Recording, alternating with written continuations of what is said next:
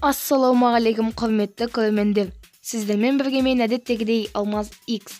Бүгінгі видеода мықты видео болады. Ол видео ешқандай видеоға ұқсамайды. Ол видео обзор болады. Енді ол видео алдарыңызда тұрған, түрі жынданып тұрған 8 бит деген проблемге түсірілетін болады. Енді оның ең бірінші түріне келетін болсақ, ол андай игровой автомат.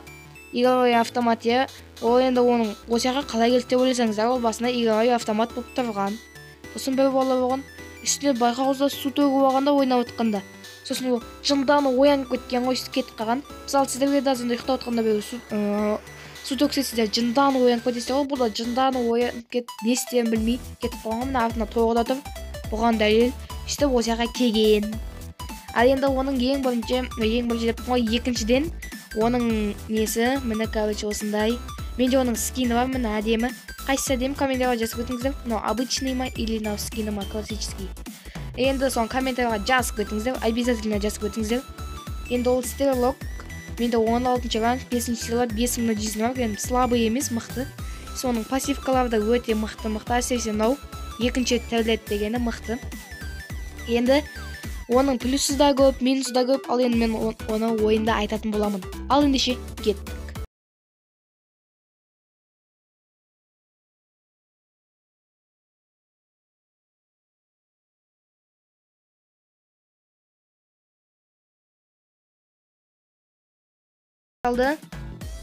Енді біз кім, Джесси екеуміз казнауцетіне қарай дәл атамын.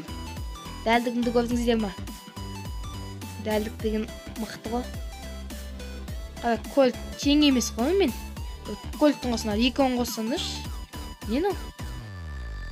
Кольт байқсай көрдіңіздер ма? Уже ойнағысы емей кетті, атысы емей кетті менен аш.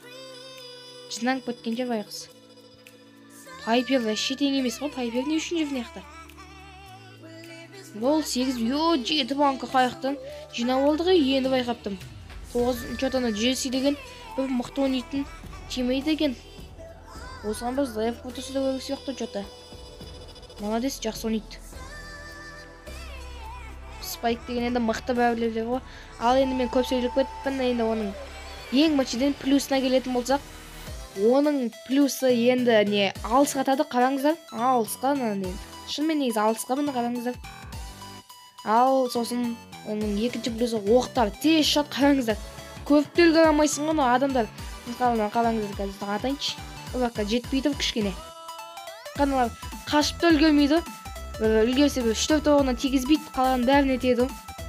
Осындай енді тез шат. Тик кетпесін. Енді неға өзім төбелімді қойын, сосын төбелім өте мықты. 30%-не атакан мықты қылады. 7000 жизньда екен. Мықты. Қараңыздар газ. Тигізейінші наған.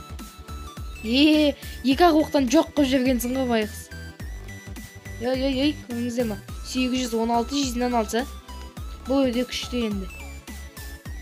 Ешкім шыдай алмайды ғой мен атқаныма. Нау жүрген, тығылып жүрген, бәрі тығылып жүр. Мына стеналарды сыңып ұстағанда, налар вообще жүрамайтын деді. Қазен яқтан тұшайын деп тұр. Көріңіздер ма? Екі жақтан екеуі секіріп, екеуіне жоқ қылдым. Не істейді енді мынау? Өледі дегенім өлмейді деппін ғой. Көріңіздер ма? Үш-ақ оғым дейді, Пайпер өзі өліп қалды. Енді өте күшті болды. Плюс енді өте күшті, айтарлықтай күшті. Оппа, міне Джессидің өзі де маған не қайттан ойнайық деп тұр енді. Сөзін қайтармайық. Енді бұл жақта мен минусын айтатын боламын. Енді минусы да енді көп десем де көп емес ол. Ал енді оның ол бір қатты жаман минусы өте жай жүреді. Енді мен көп ютуберлерден көрдім, салыстырып көрді, ол кәдімгідей жай жүріп қалып қалады екен, кәдімгідей алып қалады. 10-15 метрге алып қалады.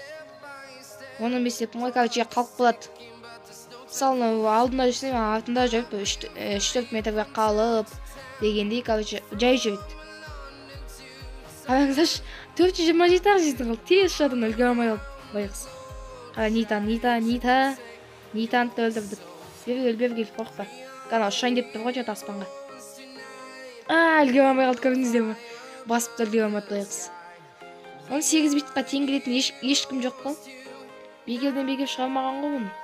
Қанан алатын кезде ат жерсем бітті анау. Жақындай алмайды, қорықты байқыз.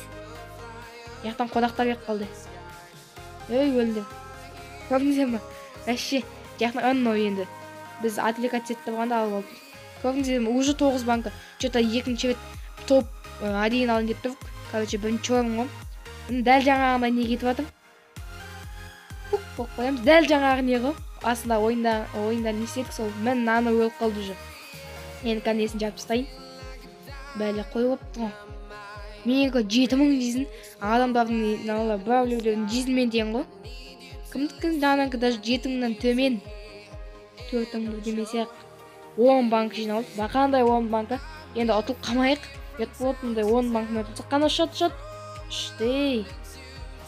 Не істейді, не істейді? Ешкім жақындаймайды. 8 битті ғой. Бәрін айбады. Не істейді? Бұнтты жайны шағым. Не істерін білмейді ғой байқыз. Өлді ол. Не істеді анау, не істеді? Байқыз қойын өзі беріле салды. 13 банк жинағымыз, конечно, беріледі. Енді бәрін ғадық что-то. Екі-екіне не алып алдық. Болды жесе бүгінгі жедер деймін да. Бірақ енді тежір. Бірақ енді саған заявка тастайтын болам. Өйткені де мықты ойнадың. Обязательно тастаймын саған. Ой, толық қапты ғой, босатпайсың ба? Профилін көп тастайық. Мә, саған 25 бәуле бар ма?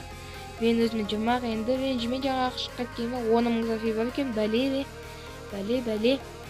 Ал енді достар, мен сізге алдыңғы видеода негіз айтқан болатынмын. Открытие сундуков болады деп ше. Сундуктарымды көрсеттім. Мені көп деп. Енді бірақ енді мен не үшін түсірмедім деп ойласаңыздар, мен негіз көп жинақ қойғам. Сөйтіп оның бәрін інім ашып тастады. Еще браулерде түскен жоқ, енді қатты жыным болып кетті. Не айтамын да білмедім. Енді ренжімеңіздер, кешіріңіздер. Енді алдыңғы уақытта 9000 трафикке жетем. Сол кезде открытие сундук обязательно болады. Уәде беремін, енді болады деген ойдамын. Достар, менің каналымда видео шықпағанда 2 аптадай уақыт өтіп кетті, даже 2 аптадан да асып кетті. Енді оның да өз себептері бар. Мен енді ең соңғы видеомды шығарған соң 3-4 күн өткен сияқты болды. Сосын қарақ қасам 2 апта өтіп кетті. Енді құрсын календарьға қарайын деп шештім. Енді достар, кешіріңіздер, енді бұнда екінші рет қайталанбайды, уәде беремін. Ал енді мына 8 биттің обзоры. Енді сосын достар, жаңа браулер шыққан Сэнди деген енді бір аптадай уақыт қалды. Мықты браулер негізі. Ол Покко мен Леонның қосқандағы не браулер деп саналады өйткені. Леон сияқты несі де бар, Покко сияқты атады, бірақ Поккодан тез атады, бұл мықты. Бірақ енді бұның алу деген мүмкін емес. Қазанның акциясы жоқ ба?